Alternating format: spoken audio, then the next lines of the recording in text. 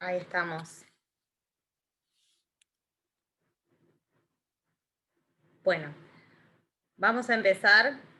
Seguramente alguien más se va a sumar en un rato que me está escribiendo, algunas más, pero si no se nos va a pasar la hora, y para ser medianamente puntuales, arrancamos. Bueno, esta es la cuarta jornada que tenemos de este conjunto de capacitaciones que hemos tratado de realizar buscando miradas distintas de género desde otros lugares de Latinoamérica, no centrándonos solamente en Argentina, como suele pasar. Y en este caso estamos hablando, o vamos a hablar y le vamos a dar la palabra a Jessica Jaramillo, de quien voy a leer una breve presentación, si me lo permite, para darle lugar a su palabra después.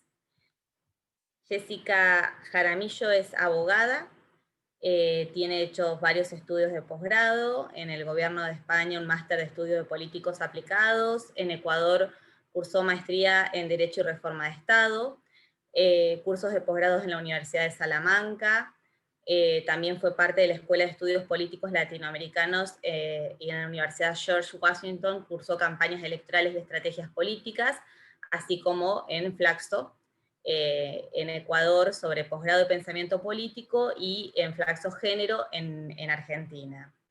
Es una mujer que se dedica a la acción política, dirigente de colectivos de mujeres con tendencia socialdemócrata, por la cual fue candidata a la Asamblea Nacional en 2017.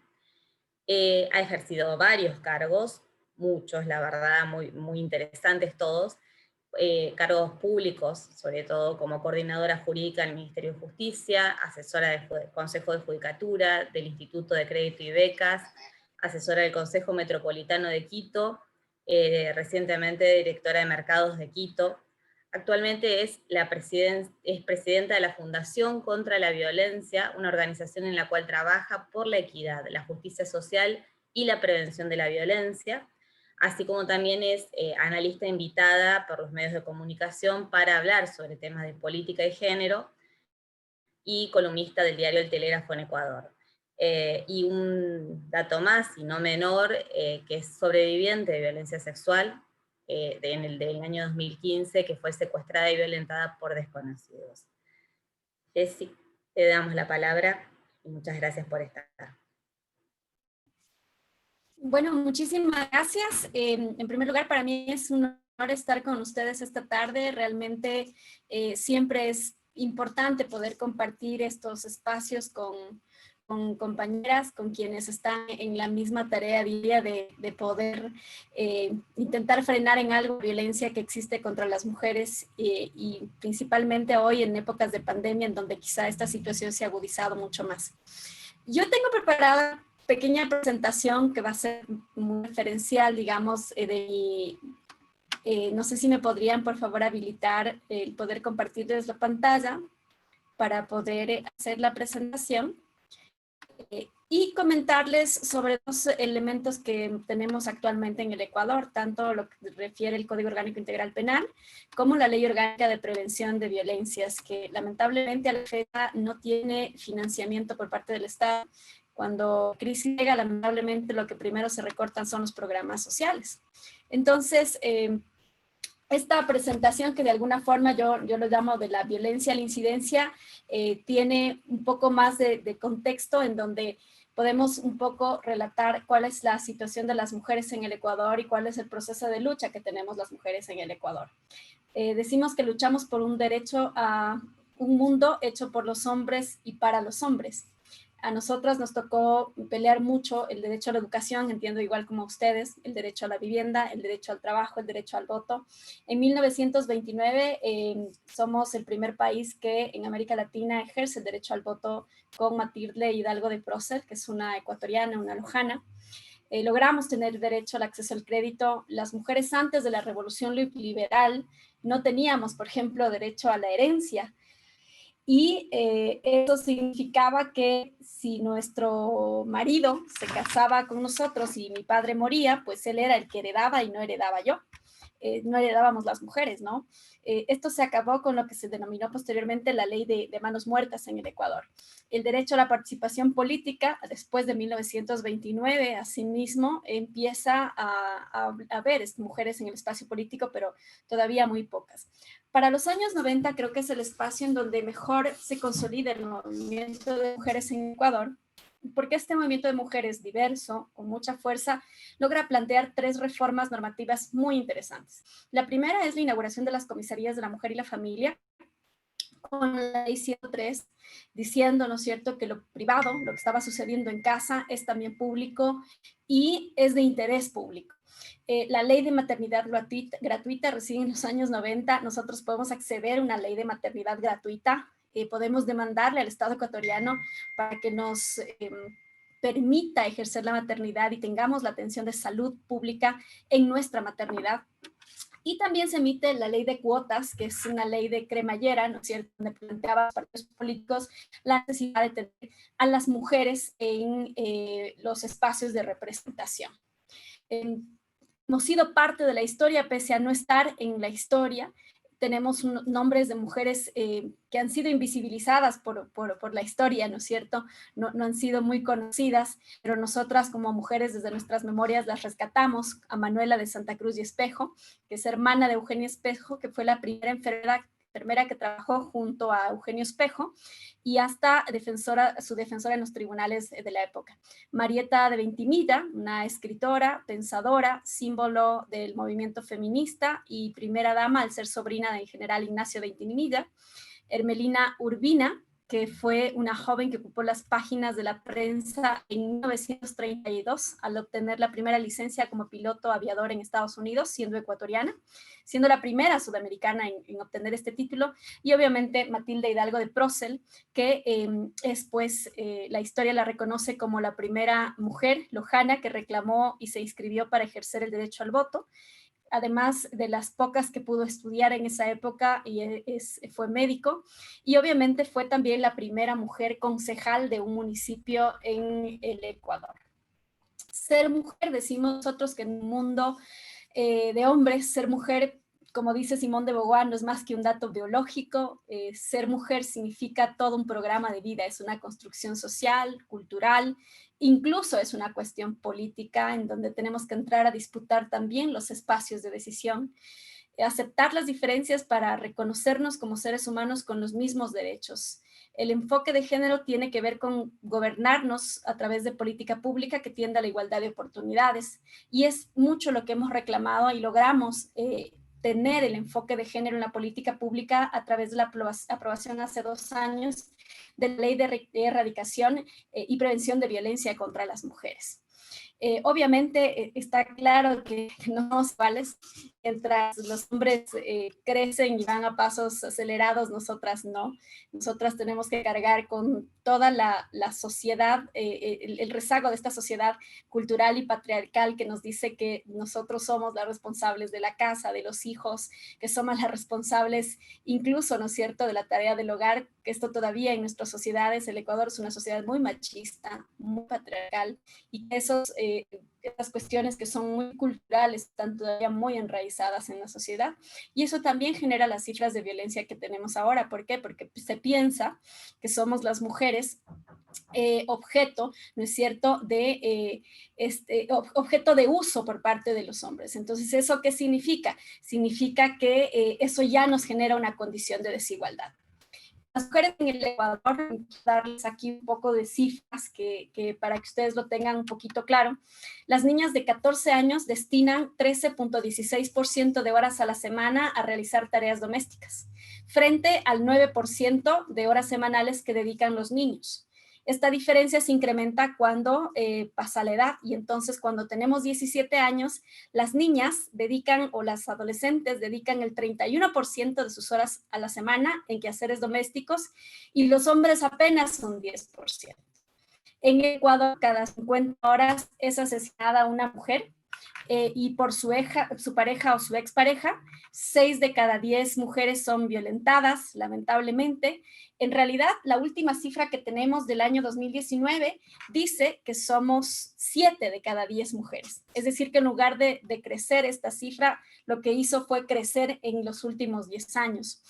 Y 8 de cada 10 víctimas son menores de 14 años y las cifras de embarazo adolescente realmente son de vergüenza en el Ecuador. La violencia, principalmente sexual, se puede notar mucho más en las mujeres menores de 18 años, pese a que nuestro Código Orgánico Integral Penal, en el espíritu de la norma, y siempre así lo ha señalado, que una mujer no puede entregar su consentimiento antes de los 18 años, tenemos cifras de embarazo adolescente realmente que dan mucha vergüenza. Se dice que 7 de cada 10 niñas paran en el Ecuador. Niñas menores de 14 años. Estas son cifras que se han obtenido por parte de las organizaciones sociales y la sociedad civil, porque el Estado no maneja cifras, un sistema de cifras adecuado, y muchas de las veces la encuesta última que se levantó es una encuesta no de violencia de género, sino una encuesta de relaciones familiares con otros componentes. Podemos decir entonces que nacer mujer en el Ecuador es un riesgo. Como les decía, de acuerdo a la última cifra del 2019, 7 de cada 10 mujeres ha sufrido violencia psicológica y sexual y 1 de cada 4 ha sufrido violencia sexual.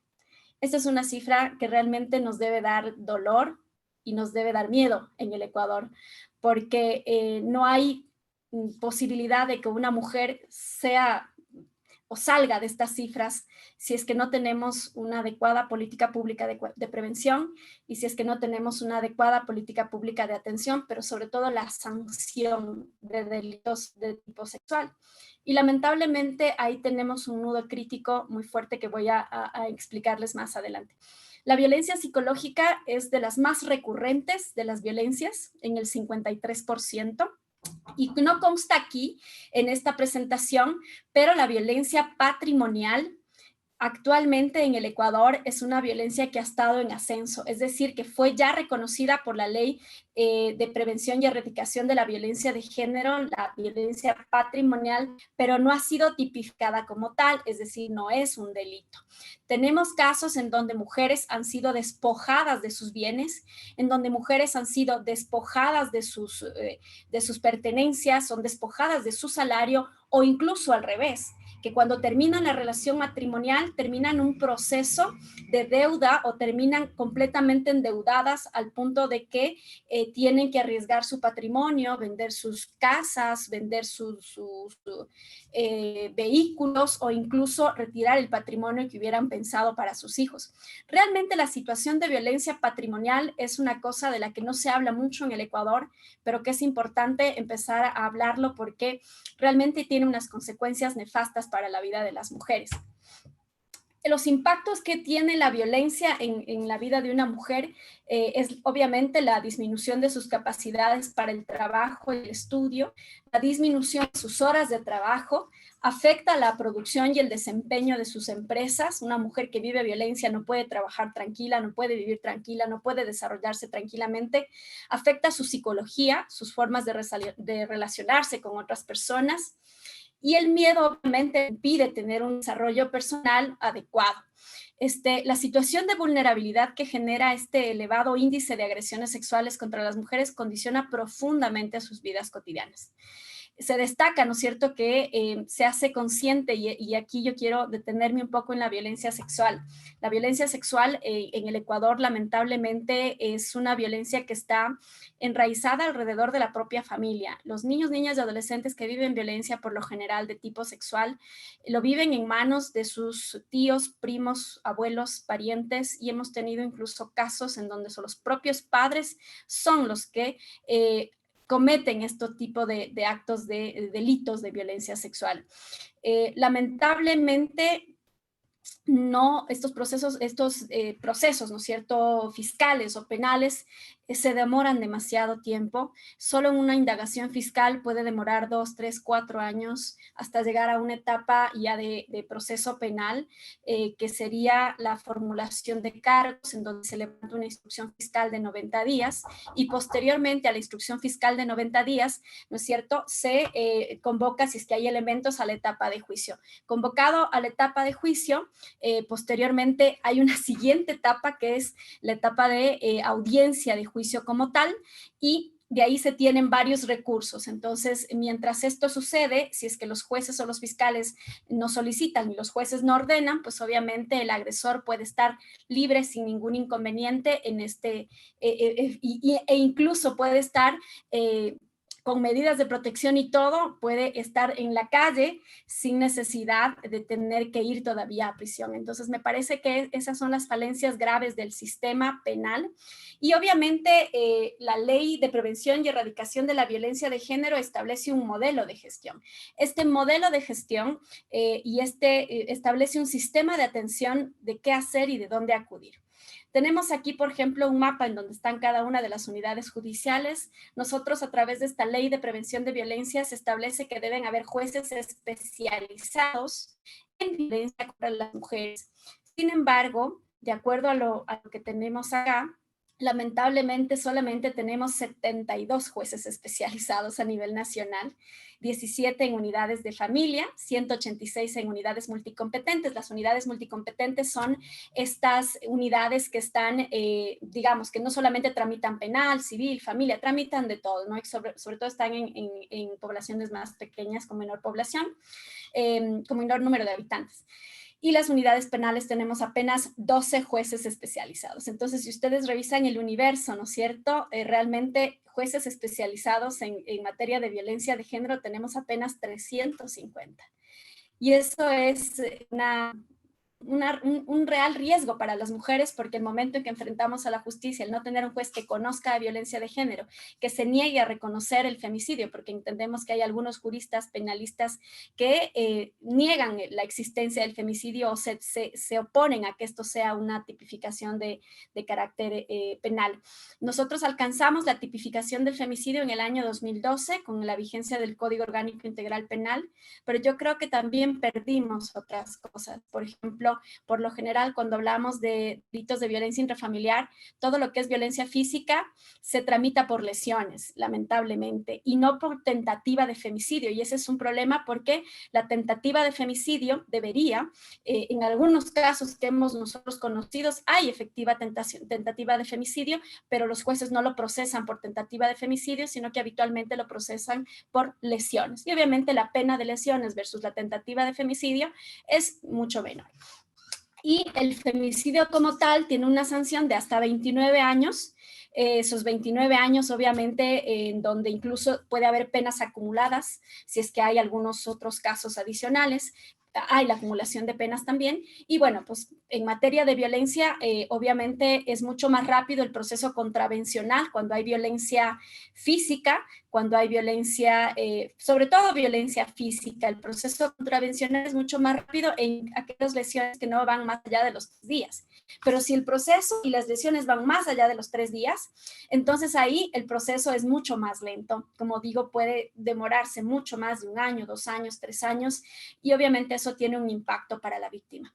Aquí hay un modelo de atención que se realizó para el Consejo de la Judicatura, que lamentablemente por la situación de pandemia económica del Consejo no ha podido ser acogido para que se pueda tener un tratamiento a las víctimas en el Ecuador. Lamentablemente en el Ecuador todavía una víctima de violación, una víctima de abuso sexual, de violencia física, tiene que acudir en las condiciones en las que esté a una unidad de flagrancia, para que sea la unidad de flagrancia en donde está un médico legista, le haga el examen médico legal y después le dé el pase a un centro de salud pública o un hospital público.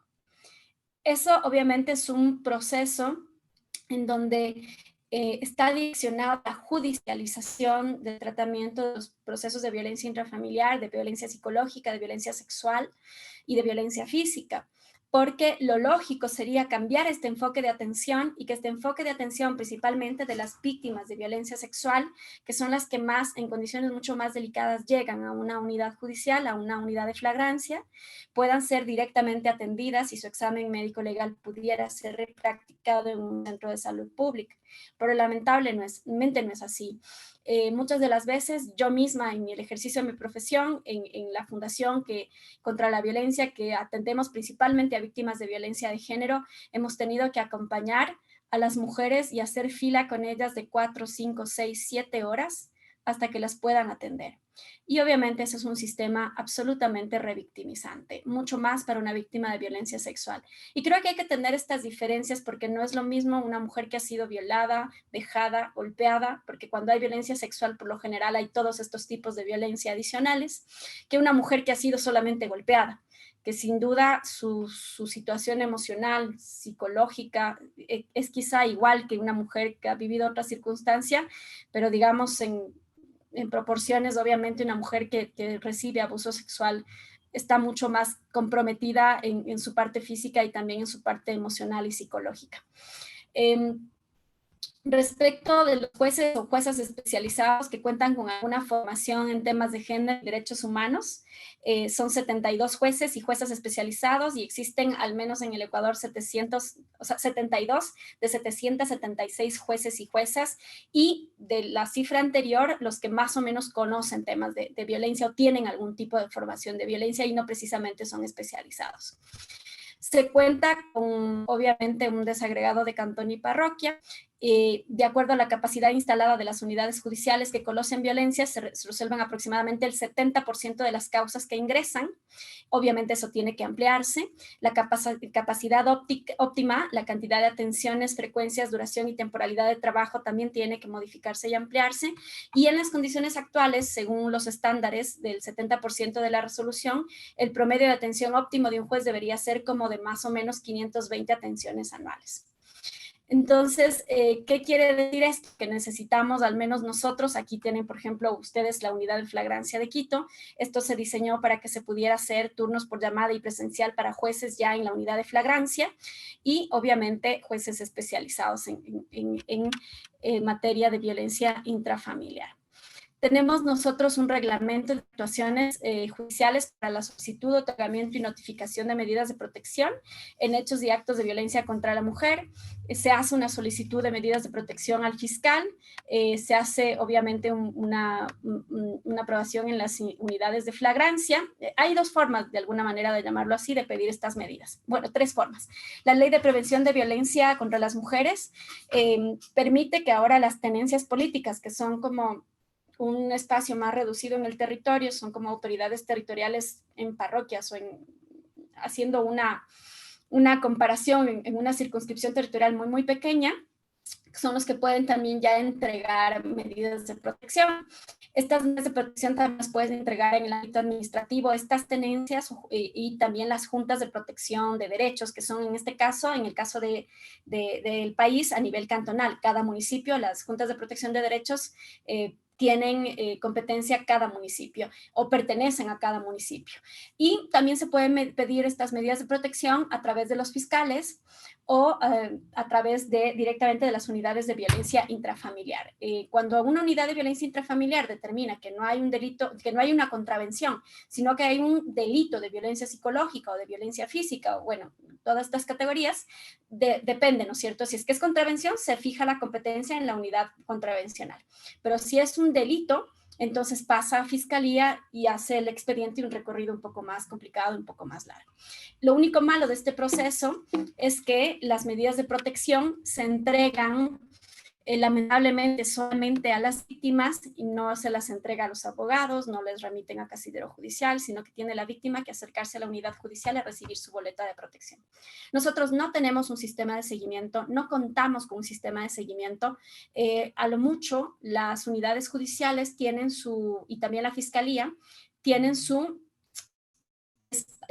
personal técnico, psicólogos, peritos también de trabajo social, trabajadores sociales, y ellos de lo que se encargan es de hacer este trabajo auxiliar para la fiscalía o para el sistema de justicia, pero no hacen seguimiento a las víctimas, porque por lo general en las unidades de familia lo que están dedicados a hacer, perdón, en las unidades de violencia lo que están dedicados a hacer son los informes de cada proceso, informe psicológico, informe de valoración de entorno social en cada proceso. Y los psicólogos acompañan también a los procesos de testimonio anticipado.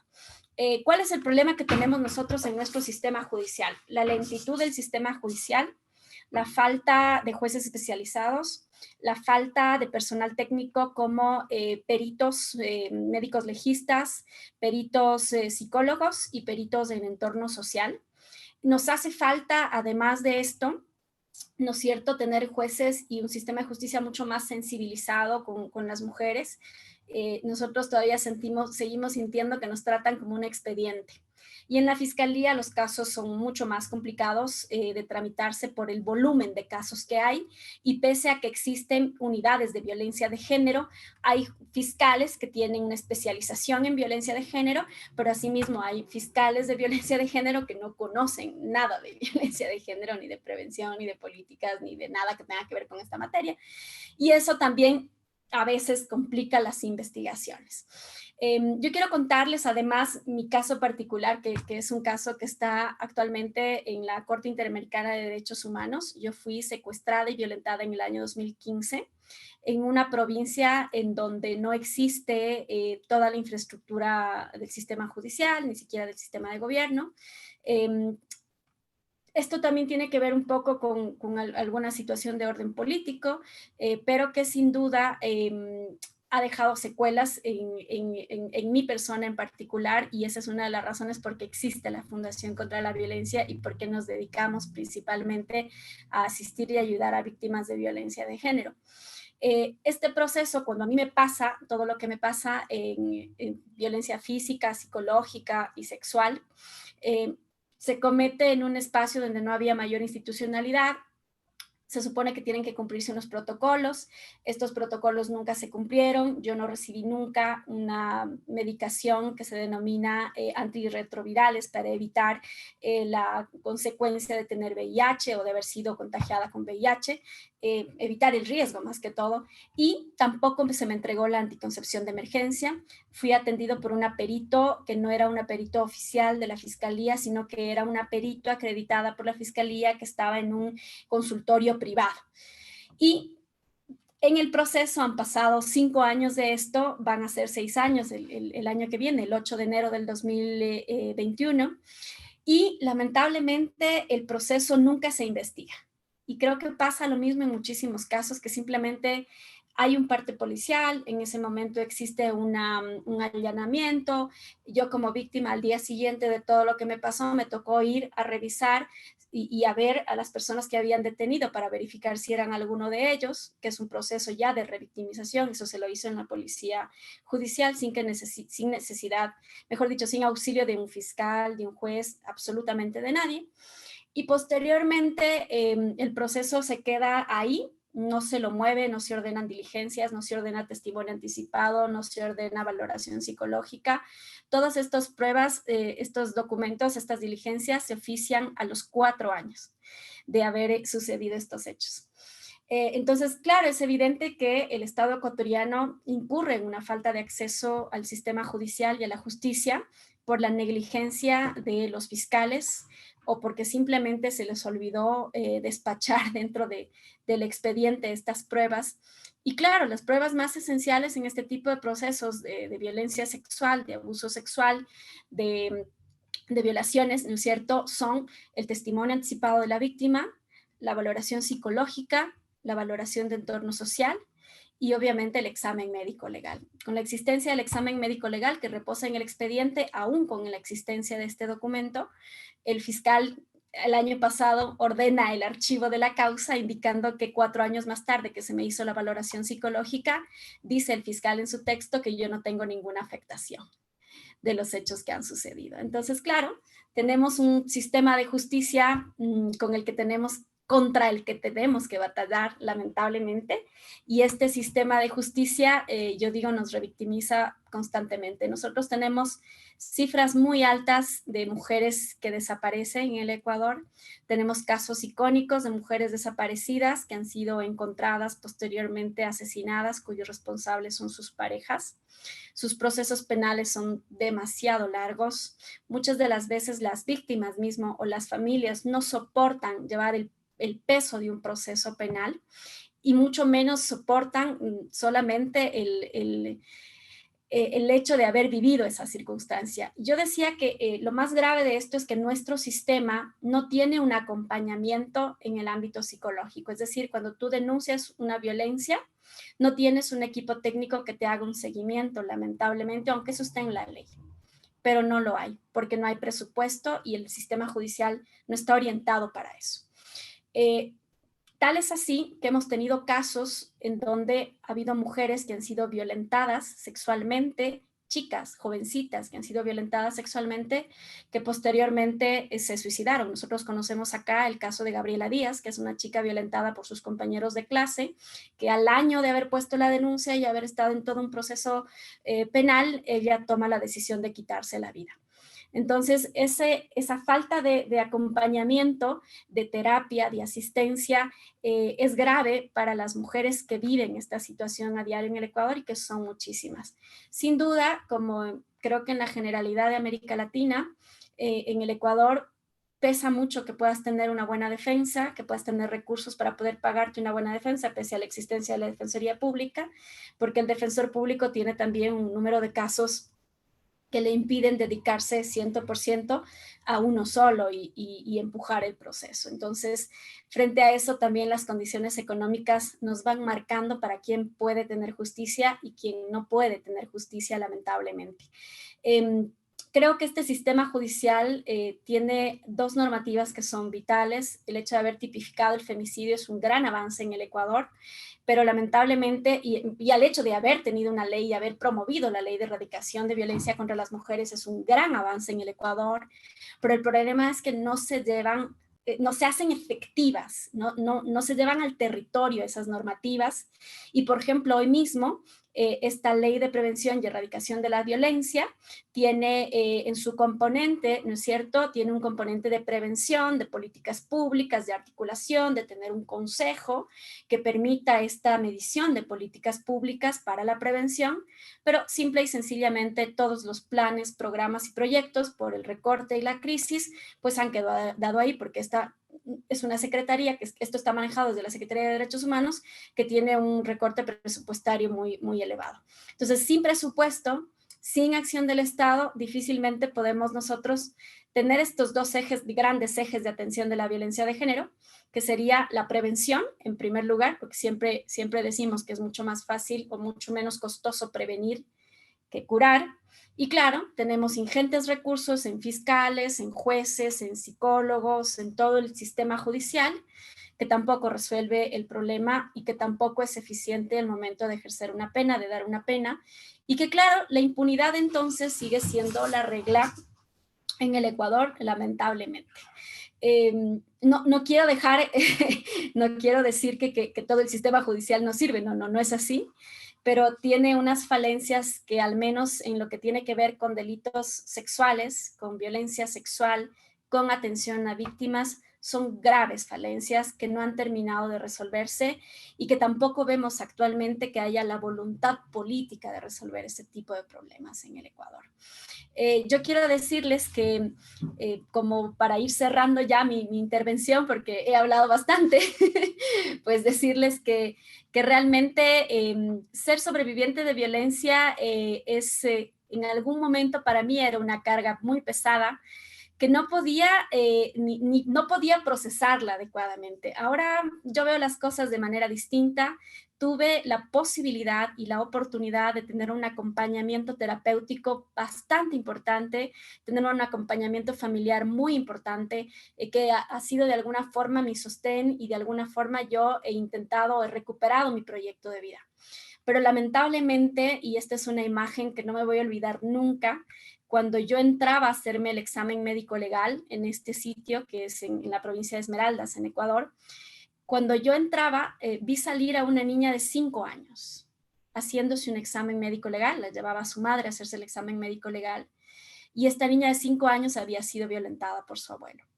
A mí me pasó esto cuando yo tenía 30 años, y quizá a esta edad ya uno puede procesar un poco más. El ser feminista me ayudó enormemente a poder también tener herramientas para poder procesarlo, para poder tratarlo, para poder trabajarlo, pero no ha sido el caso de niñas de 5, 10, 15 años, mujeres de 20 años, mujeres de 30 años, que no tienen esta formación o a lo mejor no tienen recursos o no tienen simplemente la guía de poder ayudar. Actualmente nosotros acá manejamos casos de violencia en niñas, principalmente en niñas de escasos recursos económicos, y nos damos cuenta que la realidad es mucho peor siquiera de lo que se puede pensar. Muchas de las veces el poder reconocerse uno como, yo digo como sobrevivientes o como supervivientes de violencia, sí nos da una fuerza y una entereza como para poder seguir luchando y obviamente hablando de estos temas y poniendo en el debate público esta realidad que no va a cambiar si es que no cambiamos lo estructural, y eso estructural está en la mente de los hombres y de las mujeres. Realmente a veces pensamos, y yo he llegado a pensar, que la violencia está enraizado seguramente en el cerebro, porque es la única forma de entender cómo, por ejemplo, los hombres piensan y siguen pensando que el cuerpo de las mujeres, la vida de las mujeres les pertenece, y que nuestros cuerpos, cuando hay violencia sexual, que es de las peores formas de violencia, no solamente lo usan, lo usurpan, sino que lo desechan. Y a veces lo desechan vivo, y a veces lo desechan muerto. Y claro, frente a esa circunstancia, tienes también un número de hijos huérfanos, víctimas de la violencia, del femicidio, y patrones sociales que en la familia se siguen replicando. Y si no cambiamos esto ahora, si no cambiamos a tiempo, si no hacemos algo para parar, lamentablemente no vamos a cambiar, porque necesitamos de décadas para poder mejorar nuestras condiciones de vida. Muchísimas gracias por la atención que ustedes me han brindado en esta tarde, y bueno, pues estoy abierta para poder conversar. Bueno, muchas gracias, Jessica. En principio, muy interesante toda tu disertación sobre el sistema judicial. Pensaba en todas las cuestiones que parecía una copia de lo que sucede en Argentina, lamentablemente, porque es algo que charlábamos al comienzo, de la existencia de políticas públicas que pueden ser, en función de los gobiernos, más o menos presentes, o de la existencia también de leyes y de instituciones que tienen que ver con la asistencia a mujeres y el empoderamiento, y así todo parece que nada avanza, y parece que en vez de avanzar existen retrocesos. Entonces es muy desesperanzador, es muy frustrante también quienes trabajamos en estas cuestiones, el verlas a diario y el compartir experiencias hoy con vos que dan cuenta de estas fallas del sistema, que tienen que ver también, como vos decías, de una falla cultural. Y ni hablar que en el día de hoy el tener tu testimonio como sobreviviente, tener enfrente esa fortaleza, el poder contar y el poder desde el feminismo también vivirlo de esa forma, y que de experiencias totalmente dolorosas y que además tienen que ver con el vivir en un mundo tan opresivo y tan patriarcal y tan machista, que instala estas lógicas como algo válido, como lo legítimo, porque si no existe un cuestionamiento tan fuerte de parte de las sociedades, porque justamente se lo ha aceptado como lo normal, es ese uso y abuso de nuestros cuerpos. Entonces, por supuesto que nos conmueve, y te agradecemos de corazón esto de que puedas compartir con nosotras esa experiencia de sumo dolor, pero que también hace a la lucha, al poner el cuerpo y la cabeza y todo lo que nos pasa a la lucha. Y también cuando vos hablabas de de ver a una niña de 5 años que también había estado pasando por una situación de estas características. Entonces, bueno, es como decía en un principio, es frustrante y es doloroso, pero bueno, también hay que pensar en nuevas formas y por eso estamos hoy acá, poder pensar, reflexionar, construir desde estas experiencias. Yo te quería preguntar, y perdón que me extendí, pero era como con mi introducción para la pregunta, pero bueno, no quería dejar de decirte que me parece sumamente admirable toda tu carrera y toda esta puesta a disposición para el feminismo. No sé, pensar en si tenemos leyes, tenemos instituciones, tenemos personal que supuestamente está capacitado, pero luego vemos que no. ¿Cuál sería entonces la forma de salir de esto? Porque vemos que los números aumentan, sabemos que es una cuestión cultural, pero es como que las soluciones decimos, bueno, necesitamos más instituciones, hay más instituciones, necesitamos más prevención, hay campañas de concientización, ya no parece como que, no sé, como que el machismo se va ayornando todo el tiempo, se va readaptando a los nuevos contextos, ahora se aprovecha de la situación de pandemia y explota, entonces es como, ¿a vos qué te parece, en qué se puede pensar como una luz de esperanza a todo esto tan tétrico? Yo pienso que hay alternativas. No vamos a poder cambiar el mundo de la noche a la mañana, eso es una realidad. Yo creo mucho en la concienciación en niños, niñas y adolescentes, en la educación incluso sexual, en cuidar el cuerpo, en poder concientizar también a los padres de qué hacer. Y una de las cosas que hacemos desde acá, desde la Fundación contra la Violencia, es precisamente este proceso de sensibilización para padres y también niños, niñas y adolescentes. Entonces yo recuerdo ahora una frase que me decía hace unos 15 días que tuvimos una charla con guaguas, que nos decían, un niño informado es un niño protegido. Una niña informada es una niña protegida. Creo que eso es una de las frases que no voy a olvidar nunca, dicho por un guagua, y que creo que por ahí es necesario empezar a sensibilizar también a los padres a que enseñen a sus hijos. Otra de las cosas que es muy, muy importante es el hecho de conocer claramente los derechos. Hay muchas mujeres que no conocen sus derechos y no conocen por su condición, a lo mejor de falta de accesos, de no tener accesos. Esto de la desigualdad, que no es solamente un asunto de género, sino que también es un asunto de desigualdad económica que impide, por ejemplo, que una mujer tenga acceso a la educación, o que una mujer, imagínate en el Ecuador, una mujer indígena tiene, en lugar de tener mayores accesos, tiene doble motivo de discriminación, lamentablemente. Y esa falta de accesos, el acceso a la educación es indispensable para poder precisamente conocer nuestros derechos, saber qué es lo que podemos hacer, a dónde podemos acudir. Y yo decía algo también súper interesante. Mira, la pandemia nos enseñó acá al menos en el Ecuador hemos aprendido algunas cosas, otras no tantas, pero nos enseñó al menos a que para contener la pandemia tienes que contenerla en el territorio, porque tienes que saber cuántos casos existen y a quién tienes que aislar. A mí me parece que lo mismo deberíamos hacer en el ámbito de la prevención de violencia de género y la atención de violencia de género. Hay que moverse al territorio y ahí los gobiernos locales tienen un papel relevante, fundamental, porque si los gobiernos locales que están más cercanos a los ciudadanos se mueven con programas hacia el territorio, permiten que el territorio pudiera tener un sistema de atención y creo que también en el caso del Ecuador nos toca, obviamente, plantear una reforma a las competencias de los gobiernos locales, porque esa competencia no la tienen. La policía metropolitana es distinta a la policía nacional y no tiene las competencias de luchar contra la delincuencia, lamentablemente, ni de perseguir delitos. Entonces, para nosotros al menos hay que reformar esas competencias para que nos permita tener no solamente la prevención, sino también la atención y la contención a víctimas de violencia en el territorio. Entonces, me parece que es en el territorio en donde tenemos que hacer todo este trabajo, que muchas de las veces en el Estado nacional, ¿no es cierto? En el Estado grande estamos desde arriba intentando aterrizar las políticas hacia abajo, cuando la tarea es al revés. Es desde abajo impulsar las políticas hacia arriba. Y eso creo que es una falla que podemos corregirla y que en cualquier momento se puede hacer. Luego también creo que es importante la responsabilidad de las autoridades, la calidad de autoridades que tenemos. Nosotros tenemos actualmente una mujer que es presidenta del Consejo de la Judicatura, que lamentablemente nos ha decepcionado enormemente porque el sistema judicial para nosotros está colapsado.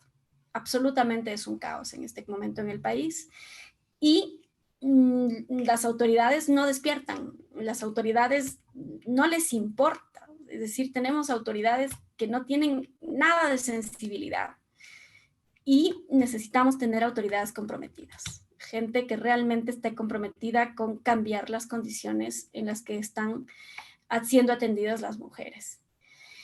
Y claro, o sea, esa responsabilidad también es una tarea nuestra, porque nosotros como organizaciones sociales sí nos movemos un poco más en el territorio, sí trabajamos un poco más cercano a la gente, pero también nos toca levantar la voz y decirle a las autoridades que no están haciendo su trabajo y que tienen que cambiar la forma en que lo hacen.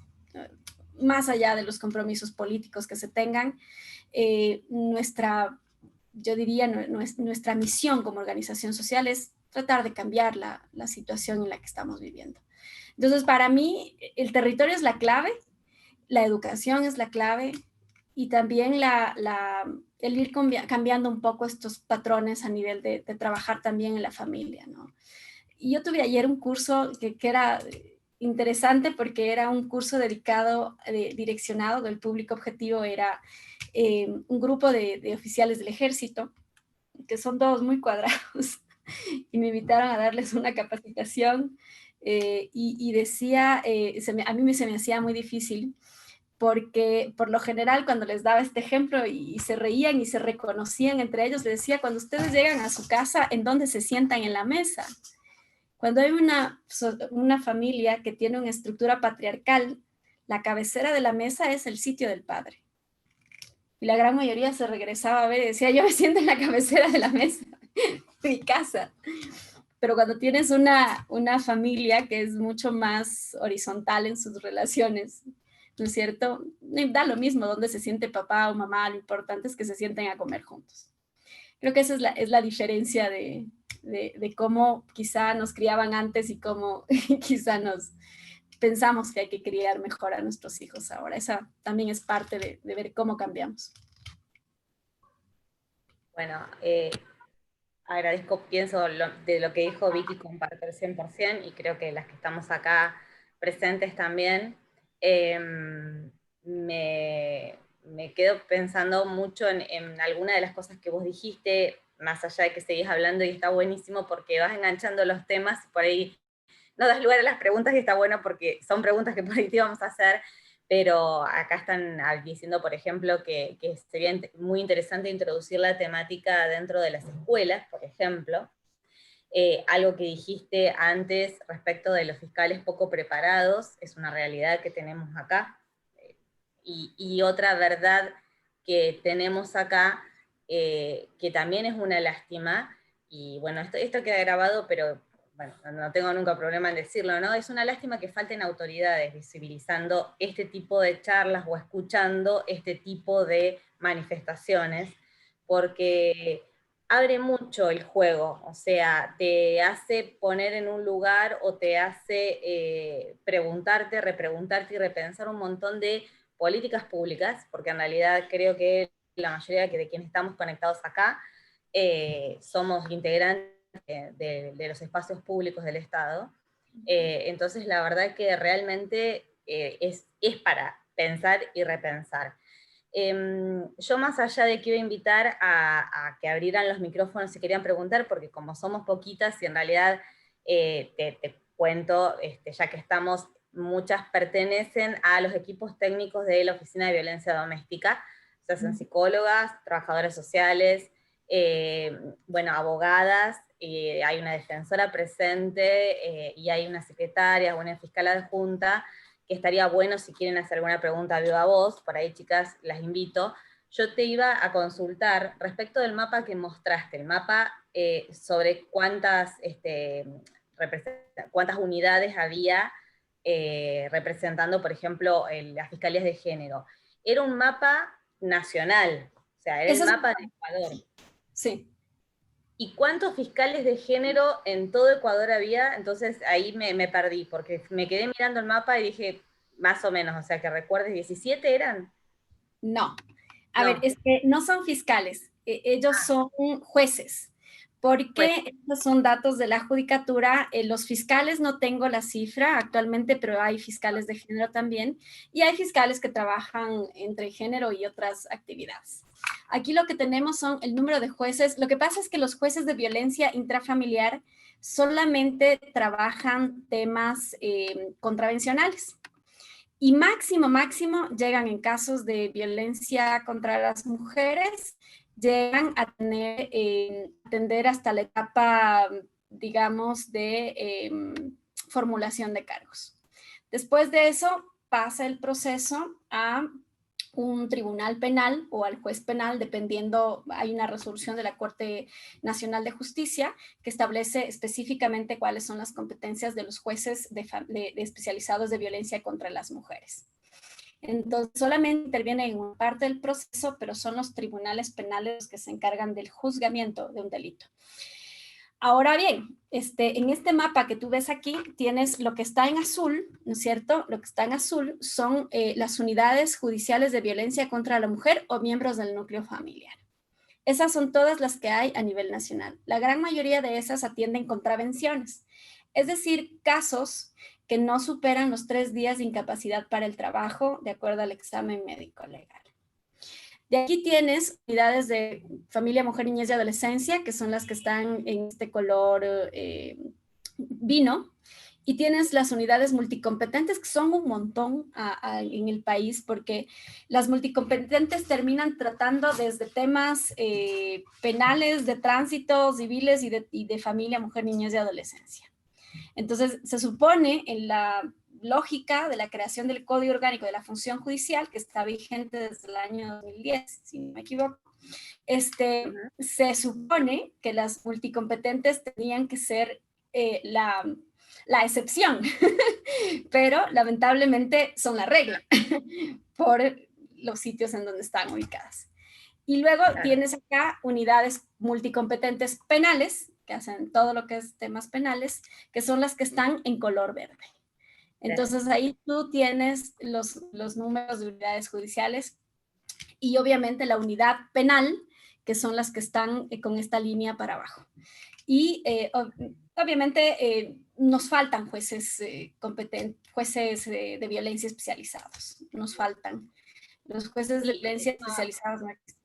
Bueno, a raíz de esto estaba pensando, si bien acá en La Pampa, por ejemplo, no hay jueces especializados en violencia de género, y acá Candela y Vanessa acotan bien que no tenemos muchas fiscalías de género en realidad en La Pampa, pero La Pampa es una provincia de Argentina solamente, en la que tenemos, sumando así a grandes rasgos, estoy sumando unos de 8 a 10 fiscales de género, especializados en género. De ahí a que haya perspectiva de género es otro paso, otra concepción, pero estaba contando más o menos 20 en todo el país, o sea, en todo Ecuador, y estamos hablando de todo un país contra una provincia de un país. No nos vamos a poner a Argentina como superiores, simplemente estaba haciendo esa comparación porque me quedé pensando si era el país o si era el lugar donde vos habías sufrido el ataque sexual. Por eso era mi pregunta específicamente, y realmente llama la atención, o sea, la carencia de recurso humano tendiente a esto, ¿no? No sé si alguien quiere hacer alguna pregunta, chicas, si tienen alguna... Sí, Candela, habilítate el micrófono. ¿Cómo andan, chicas? Buenas tardes. El tema es que dijiste que había fiscales de género y yo estoy de acuerdo porque estamos trabajando en forma conjunta, pero no tienen la perspectiva de género. Y yo al estar en la militancia, desde una agrupación feminista, estoy viendo desde la calle, desde la trinchera, que le digo yo trinchero porque los fiscales no salen a la calle, sino que ven un legajo y desde ese legajo ven la situación. no hay perspectiva de empatía humanitaria, de empatía hacia la mujer, de ver, digamos, el otro costado de la mujer, de la situación legal abstracta de lo que es una situación de violencia de género, eso sí, pero no ven el otro costado que yo siempre le discuto a los diferentes fiscales de género. Vayan a la trinchera, vean la situación, y más en pandemia, que se ha acrecentado el triple, el doble, y más todavía las situaciones de violencia de género intrafamiliar.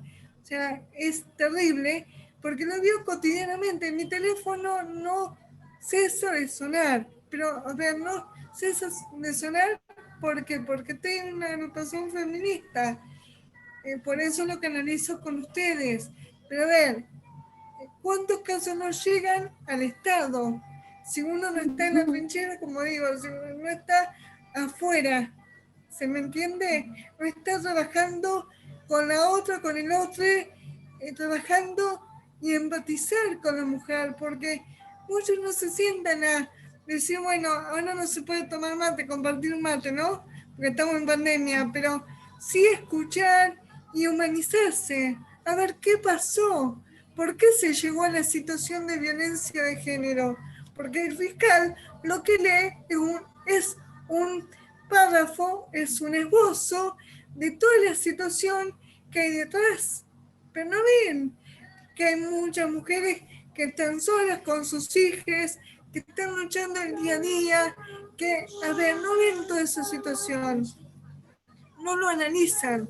Y que muchos dicen, porque a mí me lo han dicho, se archiva la causa.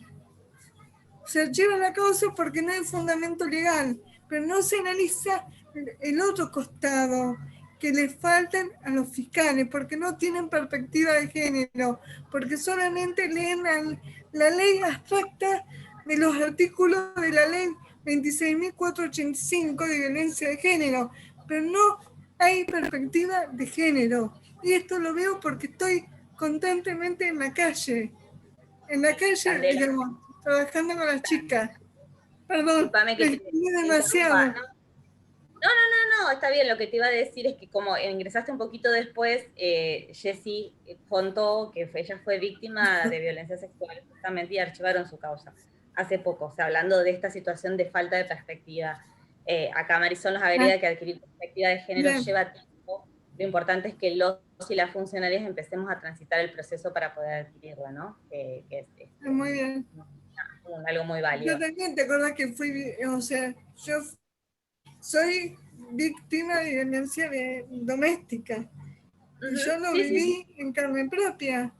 Y sé lo que es, y en base a eso empecé a luchar por las otras chicas y las otras chicas, porque es todo inclusivo acá, ¿no? Entonces, perdón que me excedí, pero No, está bien, era parte de la opinión. era es un placer trabajar con vos, obviamente, con todo tu equipo. Bueno, lo sabés siempre. Y ha sido un placer además escucharla, obviamente, a Jessie, porque realmente lo que nos ha dicho está súper interesante. Bueno, yo habilito micrófonos, no sé si alguien quiere, si no, yo tengo una pregunta más, no sé, que alguna levante la mano. Vélez, dale. Bueno, en principio agradecerte la presentación, realmente, bueno, muy rica en todo sentido, ¿no? También desde, sobre todo, lo que tiene que ver con el compromiso, con los otros, ¿no? Esta imagen que transmitís de la niña, bueno, realmente llega y toca y estremece, ¿no? Conmueve. Pero bueno, yo lo que un poco te quería, dos cosas, son dos preguntas. Una, que por ahí me quedó medio colgado, esto de las juntas de protección de derechos, o bueno, no sé bien si son organismos judiciales o dónde los ubicaríamos, esto de las juntas de protección. Y otra pregunta que tiene que ver con la fundación. Si podés explayarte un poquito más en contar qué bueno, cuáles son algo dijiste, ¿no? En qué sentido se mueven, cuáles son los objetivos, pero por ahí de qué forma trabajan en relación a cómo está conformado el equipo, me interesaba por ahí en la fundación, ¿no? ¿Quiénes son esto? Y a ver, voy a empezar por la fundación. Nosotros conformamos la fundación en el 2017, 4 mujeres, una de ellas mi mamá, una amiga mía muy cercana que es publicista y otra amiga mía muy cercana que es comunicadora, mi persona y mi madre. Formamos este espacio, que es un espacio pequeñito, en donde atendemos brindamos 2 tipos de servicio. Bueno, realmente son 3 áreas, pero son 2 servicios, ¿no? El primer servicio es de atención psicológica y el otro es de asistencia jurídica. La asistencia jurídica se hace tanto en el ámbito de violencias, solamente en el asunto de violencias. Por lo general tenemos personas que son víctimas, que son de escasos recursos económicos, pero que sin embargo van a tener una ayuda especializada. ¿Qué es lo más importante en estos casos? Que es que pueda de alguna forma empatizar o tener algo de empatía con la víctima, ¿no? Que no es lo mismo que vaya a una defensoría pública, a una unidad judicial y que el defensor público le trate como un expediente más. Luego está la parte psicológica, que está a cargo de Mayra Villamarín, que es psicóloga, que está también justamente en el mismo espacio físico, en donde ella hace terapias psicológicas, tratamiento psicológico, que puede ayudar a las víctimas de violencia física, psicológica o sexual. Hemos tenido también casos de violencia patrimonial que los estamos intentando encuadrar desde la perspectiva de la violencia psicológica, que fue reformada recientemente hace menos de un año, y que a través de esta tipificación se puede encuadrar algunos temas de violencia patrimonial. Yo estoy un poco más actual en el asunto de violencia patrimonial porque he tenido 2 casos que son realmente muy complejos de violencia patrimonial y que tú no tienes una forma, la tipificación exacta en el código como para decir es por ahí me voy. Tienes que buscar algunos recovecos del sistema judicial para poder entrar a hablar de violencia patrimonial. Eso hace la fundación esencialmente. También damos charlas. La mayor parte de charlas que damos son gratuitas. Charlas, talleres, nos hemos metido en el sistema educativo. Hace poco concluimos un taller con 900 maestros de una zona de la Amazonía del país, asimismo en temas de sensibilización de violencia, porque también en el sistema educativo nosotros tenemos violencia de género y violencia hacia niños, niñas y adolescentes.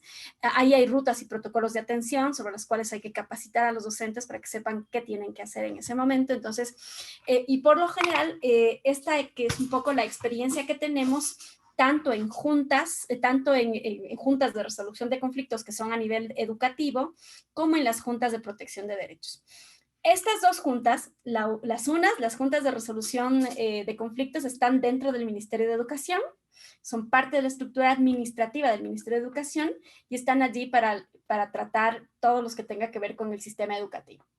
Entonces, a veces hay agresiones de docentes a niños, los resuelve la Junta de Resolución de Conflictos, que es parte de esta estructura del Ministerio de Educación. Si hay un abuso sexual, como en efecto lo ha habido, se activan las rutas y protocolos, lo trata disciplinariamente administrativa la Junta de Resolución de Conflictos y lo manda a Fiscalía para la investigación. Y, por ejemplo, si tenemos, ¿no es cierto?, las juntas de protección de derechos son otra instancia, no es igual que la Junta de Resolución de Conflictos, es otra instancia. Esta instancia está en el ámbito local, pertenecen a los municipios. Hay una ley que establece precisamente que estas juntas entren a los municipios y en los municipios se conforman a algo que se llama el Consejo de Protección de Derechos. Estas juntas están debajo de este Consejo de Protección de Derechos y ellos igual son una instancia administrativa, pero que en principio nacen como juntas de protección de derechos de niños, niñas y adolescentes. Entonces, igual, tú puedes, por ejemplo, malos tratos a niños, entrar a un proceso de junta en el ámbito administrativo, junta de protección de derechos, y reclamarlo allí. ¿Qué hacen las juntas? Hacen un proceso administrativo chiquito, es como un juicio chiquitito, tienen sus notificadores y todo, y ellos llaman a una audiencia cuando hay, por ejemplo, problemas, conflictos familiares, papá, niños, mamá, ¿no es cierto? Llaman a todos a la audiencia y por lo general lo que recomiendan, y ellos sí hacen un seguimiento de la terapia psicológica, que se pueda tener una terapia, que se pueda tener, qué sé yo, algún tipo de ayuda adicional en el caso de niños, niñas y adolescentes, pero están muy, muy centrados en niños, niños y adolescentes. Con la vigencia de la Ley de Erradicación de la Violencia, esta ley les obliga a las juntas de protección a atender también casos de violencia contra las mujeres. Pero como hay algunos vacíos, en el caso de la ciudad de Quito, que es la capital de la República, las juntas están negadas a atender casos de violencia contra las mujeres. Entonces, solamente están centradas en niños, niñas y adolescentes. Y este espacio administrativo también es importante porque ahí se resuelven los conflictos que tienen que ver principalmente con niños, niñas y adolescentes. Y claro, es súper importante porque también este Consejo de Protección de Derechos puede emitir informes, de hecho hace una emisión de informes de cómo están las políticas en el municipio, si hay, no hay, cuál es la situación. Hace poco hicieron un informe de trabajo infantil, están muy, muy orientadas a ese sector. Y lo tratan de manera diferenciada, la violencia de género y contra las mujeres y los temas que tienen que ver con niñas, niños y adolescentes. Una de las cosas que hemos estado planteando ante la Asamblea Nacional, bueno, que le hemos planteado un montón de cosas, pero dos cosas que le hemos planteado a la Asamblea Nacional y que lamentablemente el sistema político no permite es, primero, la despenalización del aborto en casos de violación. Ni siquiera hemos llegado a pedirle al Estado una despenalización total del aborto. Hemos pedido solamente en casos de violencia sexual. Y aún así, en el debate que hubo recientemente, el año anterior, en el 2019, se negó, nos faltaron 3, 4 votos para poder alcanzar esa aprobación en casos de violación. Y una de las cosas que hicimos fue muchas activistas y muchísimas activistas estuvimos en el Pleno de la Asamblea Nacional, intentamos hacer el cabildeo necesario con la Asamblea Nacional, pero los grupos pro vida obviamente supieron moverse mucho mejor e impidieron la posibilidad de despenalizar el aborto en casos de violación. A mí me parece que eso es terrible, porque el Estado sigue condenando a las niñas y a las mujeres a tener hijos productos de un delito. Nos condena porque no nos permite decidir. Y pese a eso, el Estado ecuatoriano tiene 2 recomendaciones de la Comisión de Derechos Humanos de Naciones Unidas. Yo estuve en Naciones Unidas en el 2016 pidiendo que en el informe se recomiende la despenalización del aborto en casos de violación. Ese informe existe, está notificado al Estado ecuatoriano, tenían 1 año para despenalizar, después de aquello no lo hicieron y no hay voluntad política para que la hagan. Otra de las cosas que estamos pidiendo es que en el Código de la Niñez y Adolescencia se agregue una reforma que permita que los jueces de violencia, que los jueces de familia consideren los casos de violencia para temas de visitas. Lamentablemente no los consideran actualmente. Si usted va donde un juez de niñez y le dice, mire, pero es que el padre tiene una boleta, el padre es un agresor, el juez le dice, eso es un asunto entre adultos, los niños aquí no tienen nada que ver. Y eso es un problema porque la gran parte de las agresiones se dan en las visitas cuando hay padres que están en esa condición. Entonces son 2 reformas que están pendientes que esperemos que en algún momento se las pueda llegar a consolidar.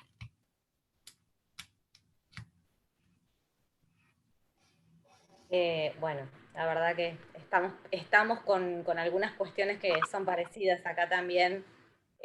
Ahora, bueno, veía que Belén asentía porque ella ha trabajado mucho en la parte de niños y en la parte de familia y ha pasado esto.